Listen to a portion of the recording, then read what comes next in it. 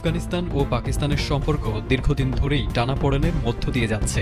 ১৯৭৯ সালে সোভিয়েত আগ্রাসনের সময় থেকে শুরু করে তালেবান শাসনের উত্থান পতনে প্রতিটি পর্যায়ে দুই দেশের মধ্যে সন্দেহ, নিরাপত্তা হুমকি ও আস্থা সংকট তৈরি হয়েছে। বিশেষ করে পাকিস্তান দীর্ঘদিন ধরে অভিযোগ করে আসছে আফগানিস্তান তাদের ভূখণ্ড সন্ত্রাসীদের আস্তানা হিসেবে ব্যবহার করতে দিচ্ছে।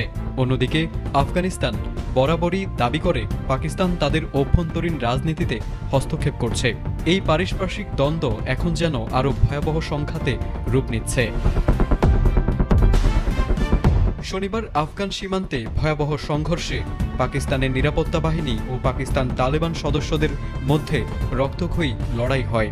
দেশটির বাজাউর ও দক্ষিণ ওয়াজিরিস্তানে চালানো ৩টি পৃথক অভিযানে অন্তত ১৯ জন পাকিস্তানি সেনা ও ৩৫ জন তালেবান সদস্য নিহত হয়েছেন।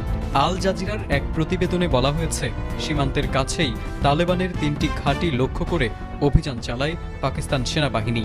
পাল্টা হামলায় শুরু হয় তীব্র গোলাগুলি। পাকিস্তান সেনাবাহিনীর দাবি, বাজাউর জেলায় ২২ জন টিটিপি সদস্যকে হত্যা করা হয়। এই সহিংসতা এমন সময়ে ঘটল যখন পাকিস্তান সরকার বারবার অভিযোগ করে আসছে যে টিটিপি আফগানিস্তানের ভূখণ্ড ব্যবহার করে পাকিস্তানে হামলা চালাচ্ছে। মনে করে আফগান তালেবান সরকার এই গোষ্ঠীকে নিয়ন্ত্রণে ব্যর্থ ও অনিচ্ছুক। এবার সরাসরি আফগান সরকারকে দায়ী করে পাকিস্তান সেনাবাহিনী আফগান মাটি থেকে টিটিপির কার্যক্রম বন্ধে দায়িত্বশীল ভূমিকা পালনের আহ্বান জানিয়েছে। তবে ঘটনা এখানেই থেমে থাকেনি। পাকিস্তান সেনাবাহিনী নিহত টিটিপি সদস্যদের খারেজি বিদ্রোহী বলে উল্লেখ করে ভারতের দিকে আঙুল তুলেছে। ইসলামাবাদের অভিযোগ, দিল্লি নেপথ্যে থেকে টিপিটি ও বেলুচ বিচ্ছিন্নতাবাদীদের মদত দিচ্ছে। যদিও কোনো প্রমাণ এখনও প্রকাশ করা হয়নি। ভারতের পক্ষ থেকেও এখনও আনুষ্ঠানিক প্রতিক্রিয়া আসেনি এ বিষয়ে।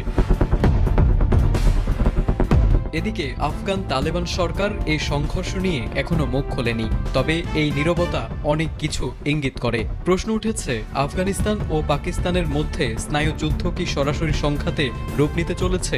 সীমান্তে ক্রমবর্ধমান সহিংসতা আর পাল্টাপাল্টি অভিযানে যদি নিয়ন্ত্রণ না আসে, তবে দক্ষিণ এশিয়ার এই উত্তপ্ত অঞ্চল আরও বড় অস্থিরতার দিকে ধাবিত হতে পারে।